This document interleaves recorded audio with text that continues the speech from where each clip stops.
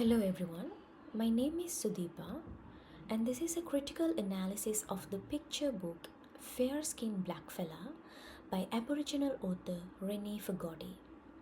In this presentation, I am going to examine its representation of culture, its handling of bias, and intersectional reading of the main character Mary, and what it means for inclusive early childhood practice. Fair skinned blackfella follows Mary, a fair skinned Aboriginal girl, on a remote cattle station. Because she has one Aboriginal and one white parent, described using that historical term half caste, the other children tease her, and her only friend is her elderly neighbor, Old Ned, a respected community elder. The story turns when two new girls, Nellie and Lana, refuse to play with Mary because of how she looks. I chose this book because it moves beyond simply celebrating diversity. It confronts bias about appearance occurring within a marginalized cultural group, drawing on intersectionality and anti bias frameworks. Moving on to the next slide, I am going to talk about whose perspective is centered and whose is marginalized. This book is important because it's written by an Aboriginal author given an authentic voice. Adam and Barrett in 2020 found Australian early childhood book collections are overwhelmingly monocultural. Only 18% contained any cultural diversity, and just 2% were culturally authentic. Fair skinned blackfella sits in that small minority. It also centers a rarely represented identity, a fair skinned Aboriginal child, challenging the idea of a single look for Aboriginality. Importantly, Mary's marginalization comes from within her peer group, not from outside her culture. Moving on, we are going to talk about the bias, prejudice, and the stereotypes. When Lana says, "We don't play with half castes," and Nellie tells Mary, "Your skin is light, ours is dark. Your hair is light and fair, ours is curly and black."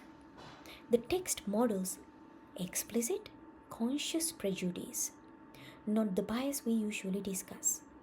This is called colorism, bias based on skin tone, operating inside a marginalized cultural group, not just between dominant and non dominant cultures. This matters because, as Boot and Lopez in 2011 argue, colorblind approaches that avoid naming appearance lets bias grow unchecked. This book does the opposite. It names the bias directly, giving children the language to challenge it. Now let's talk about an intersectional reading of Mary's identity. Kimberly Crenshaw in 1989 coined intersectionality to describe how overlapping identities combine to shape unique experiences of privilege and oppression. Mary's identity sits at the intersection of her Aboriginality, her fair phenotype, her mixed parentage, and her position as a child seeking belonging among peers. None of these alone explains her exclusion. It is the combination that does. What makes this book theoretically rich is that her marginalization comes from within her own cultural group. Moving on, we are going to talk about equity and inclusion. This book creates real opportunities. It opens conversation about mixed heritage and colorism that many settings avoid, validates children whose appearance doesn't match expectations of their culture, and models an elder, not a teacher, as the source of resolution. But there are limits to manage.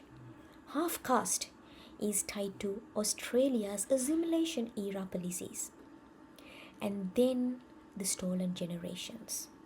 So it needs careful, age appropriate framing. And as Adam and Barrett in 2020 says, no single book should represent an entire culture. It needs to sit alongside a wider, diverse collection. Now let's talk about the cultural strength, language, and elder wisdom as strengths-based approaches found in this book. This book gives authentic Aboriginal language throughout.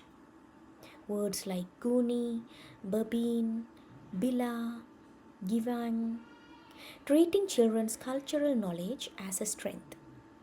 The resolution comes through old Ned, an elder, rather than a teacher or an institution, reinforcing intergenerational wisdom. Mary's identity is affirmed and not erased. Old Ned reframes what belonging means rather than asking Mary to look different.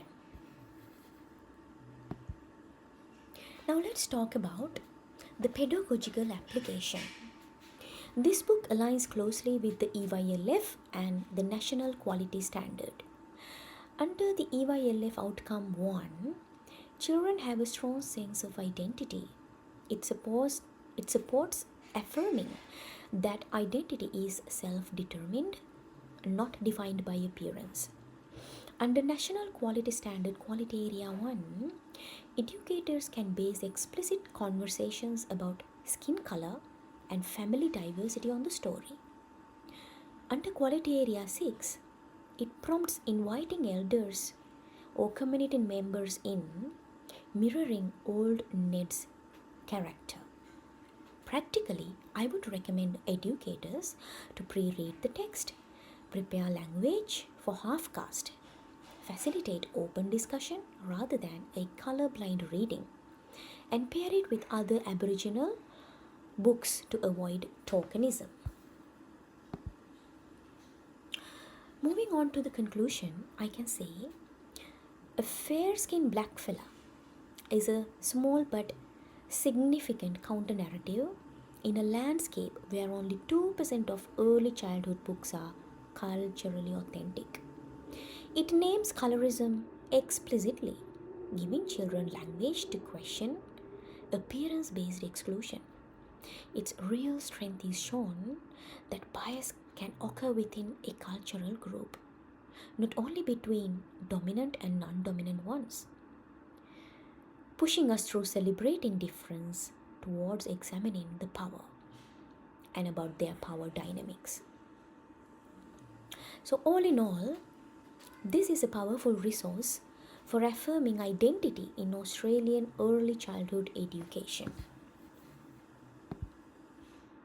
Full APA 7th edition references are provided on this final slide, and thank you for listening.